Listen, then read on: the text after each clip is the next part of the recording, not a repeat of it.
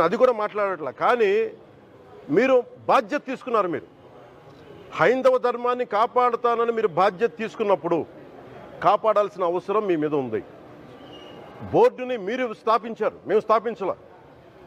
తప్పులు జరిగినాయి. తప్పులు జరిగితే వైఎస్ జగన్ గారు ఏం చెప్పాలి?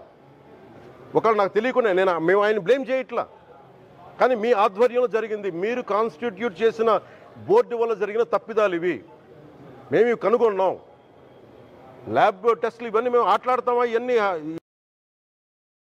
బాధ్యత లేదా? కనుక చాలా బలమైన సనాతన ధర్మాన్ని పాటించేవాడిని. దాకా మా ఇంట్లో రామనామం ఉండేది, రామ జపం ఉండేది మా ఇంట్లో. అలాంటి రామభక్తులం మేము. కానీ రామతీర్థం విగ్రహాన్ని, రాముడి విగ్రహాన్ని శిరచ్ఛేదం జరిగినప్పుడు ఒక సగటు సనాతనవాదిగా, సగటు హిందువుగా బయటకు వచ్చి చాలా గొడవలు చేయగల సత్తా ఉన్నవాడిని గుర్తుపెట్టుకోండి.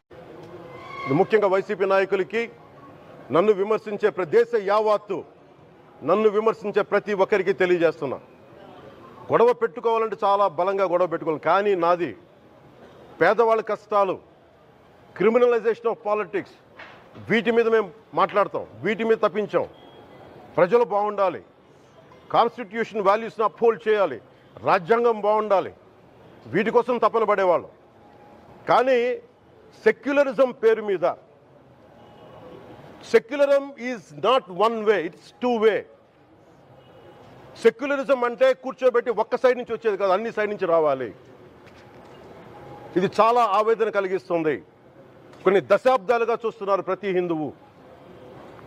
దీంట్లో మిగతా మతాల ప్రస్తావన కంటే కూడా నేను ఎక్కువ ప్రస్తావన చేస్తుంది హిందూ ధర్మాన్ని పాటించి, వాళ్ళు వ్యక్తిగతంగా పాటించి బయటకు వచ్చేటప్పటికి మీడియా వారి కోసమో లేదంటే ఇంకొంత ఎవరైనా సాటిస్ఫై చేయడం కోసం తెలియదు, కానీ సాటి హిందువులు తోటి హిందువులను తిడుతూ ఉన్నారు.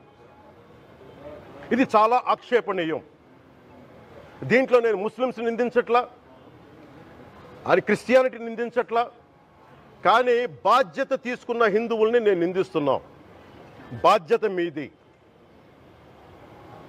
మీరు యథాలాపంగా వచ్చి ఇది పొలిటికల్ పదవులు, విగ్రహాలు పోతే మేము ఇల్లు కట్టుకుంటాం, వాకిళ్ళు కట్టుకుంటాం, ఏం మాటలవి? ఇదే మీరు మస్జిద్లో జరిగితే మాట్లాడతారా? మస్జిద్లో ఇలాంటి అపవిత్రం ఒక చిన్నపాటి చోరీ జరిగితే ఇలాగే మాట్లాడతాం. ఎందుకంటే మీరు మాట్లాడరు, ఓట్లు కదా అక్కడ.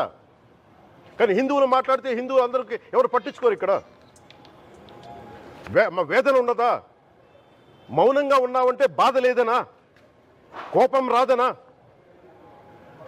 ఈ రోజుకి కూర్చొని చూడండి ఏం మాట్లాడుతున్నారో వాళ్ళు.